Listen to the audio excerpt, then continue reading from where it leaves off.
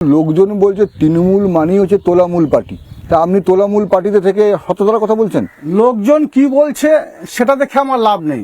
2011 প্রাককালে আপনার ক্ষমতা ছিল না এই গ্রামে এসে ক্যামেরা নিয়ে এসে পুকুরে পাড়ে বসে থাকার মতো। না 2011 পরেও কি ক্ষমতা ছিল কারু? অবশ্য 2011 পরে আপনি পালিয়েছিলেন এখান থেকে। 2011 সেটা আমাদের একটু নিজেদের মধ্যে দ্বন্দ্ব ছিল, কার সঙ্গে দ্বন্দ্ব ছিল? যার জন্য যেটা বলুন বলুন বলুন কার সঙ্গে দ্বন্দ্ব ছিল বলুন। কিন্তু ব্যাপারটা হচ্ছে তারপরে রাজ্য নেতৃত্ব নজরে আসে, রাজ্য নেতৃত্ব সেটাকে শুধরে দেয় এবং ঠিক করে দেয়।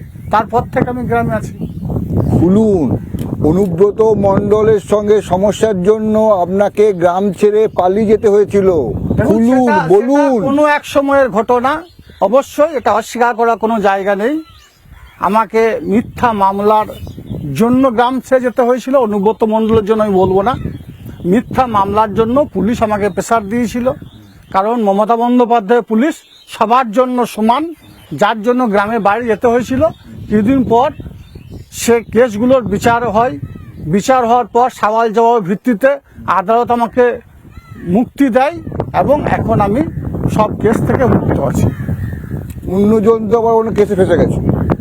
যারা ফেসেছে তারা বুঝবে, যারা অন্যায় করবে তারা বুঝবে। কিন্তু আমি যে কেসগুলো খেয়েছিলাম সেগুলো সবই কিন্তু বাম জামানার মিথ্যা কেস। 65টা মিথ্যা মামলার মালা আমার গলায় পরিয়ে দেওয়া হয়েছিল। কিন্তু আমি কারো ভয়ে, কাউকে ভয় করে আমি গ্রামের বাইরে যাইনি। কেউ আমাকে একটা আঙুল দেখিয়েছে তো সঙ্গে সঙ্গে দুটো আঙুল দেখিয়েছে। আমি জীবনে আবার বলছি, ওপরওয়ালা ছাড়া কাউকে কোনদিন ভয় করিনি আর করবো না। এখন আমি জোর গলায় বলছি। অনেক সময় মনে হয় যারা আমার দাদাদেরকে মেরেছে, বাবাদেরকে মেরেছে, যারা আমার সহযোদ্ধাদের মেরেছে, যারা সুদপুরে 11 জন গণহত্যা করেছে, তাদের মধ্যে অনেক এখন আছে বিধানসভা ঘুরে বেড়ায়। তৃণমূল করছে তারা তো না, তাদের মধ্যে তৃণমূল এখনো পর্যন্ত নেই। তাদের নেতারা তো তৃণমূল করে, আপনার দলের নেতা তাদের কেউ কেউ আছে।